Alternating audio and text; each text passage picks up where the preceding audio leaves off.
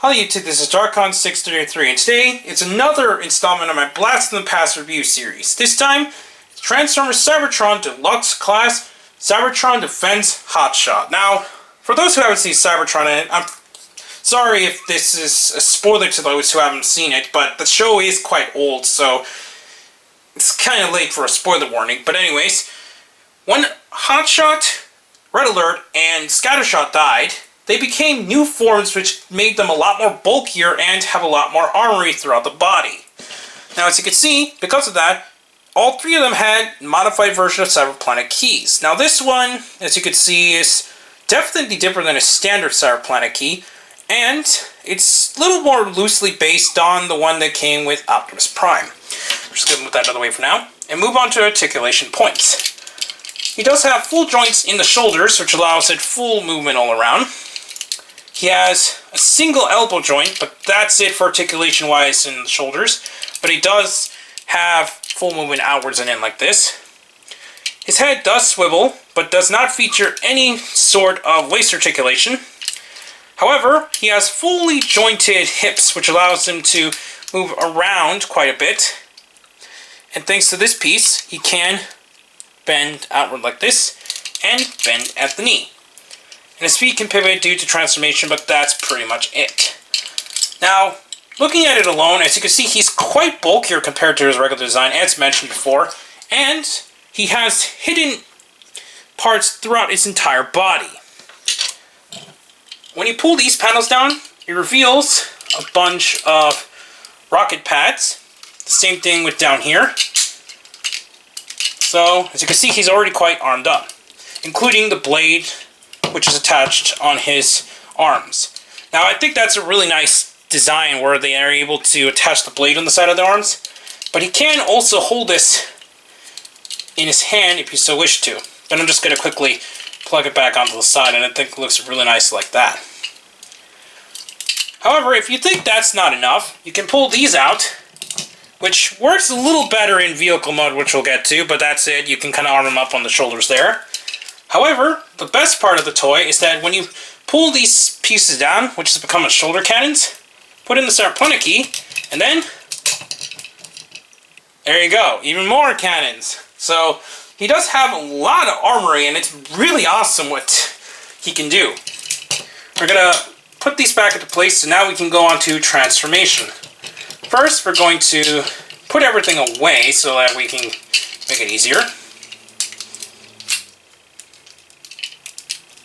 And then, after we do that, we're going to pull out the blade. Since it's actually going to be hidden in vehicle mode, which is nice, we're going to slide up the arms into place, which gets really tight on mine. So it looks like that. We'll slide these, but first, we're going to push away the head here, slide them in. So now we got almost the full front done. Pull up these pieces, snap the legs together, push these in, and before we fully snap them together actually, we're going to hide the blade inside within the two grooves here. So it just goes over and it looks like this. Try to snap them together. Then we're going to pull this up and over, snap it down, and then push it in. So now we have him in vehicle mode. And here we have Cybertron Defense Hotshot in his vehicle mode. Now, he becomes this artillery kind of SWAT vehicle. There isn't anything specific what I think this type of vehicle is called, since he does have a lot of Cybertronian-like design, so I don't think he's that close to a standard Earth SWAT vehicle. What's cool is that he does have this weird slot on the side of his legs where you can kind of just hold the Cyberplanet key. It doesn't really hold very well, and it's just a way to store it. And I think it looks overall goofy, and it just doesn't look too well on it. What's cool is that these pieces here, which were in his robot mode shoulders, reveal inside, since it's not able to be seen from a normal view unless you turn the shoulders in robot mode, another set of rockets. So it's pretty cool that it can do that. And it's another one of the toys where you can actually plug the Cyberplanet key while he's in vehicle mode, and it's a little stuck, so it won't. There you go. So you can still arm him up, and he's rather impressive overall. He does have 4 wheels, and they are made out of plastic, so they just roll like that. So it rolls really nicely, and the vehicle mode is also really nice to complement the robot mode. Now, we'll be transforming it back into robot mode. Now, to start off, we're just going to put away the cannons for now. Slide these pieces. Then, I'm going to slide the legs out, which can get really stuck, as you can see there. Then, we're going to pull these apart, pull out the blade, push up the feet, so now we got him standing. And he's standing like this. As you can see, it's already kind of going into robot mode already. We're going to unplug the shoulder bits here, slide them down. Yeah, it's still really stuck on mine. They're very tight joints. And then we're going to reel the head by pushing this down.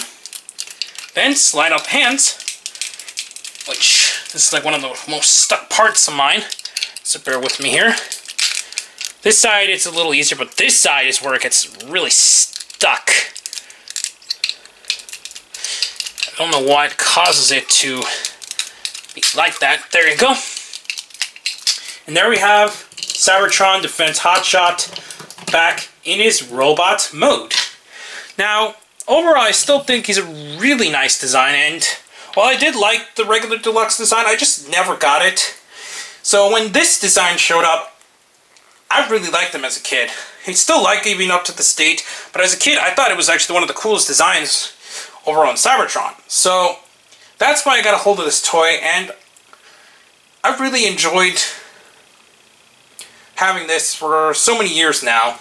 And for those who are a fan of Hotshot or Cybertron / Galaxy Force toys, I highly recommend this being one of your top priorities, since he's overall one of the best designs in terms of a toy during Cybertron, and he's got a lot of design cues all around. He's really armored up, and he's just a really fun toy to play around with. So, I highly recommend picking this up. Anyways, please comment and subscribe, and check out me on Twitter under DarkOn633. Also, please check out the other channels down below, including the WW Podcast, and I'll be seeing you next week with another Blast from the Past reviews. But for now, bye YouTube.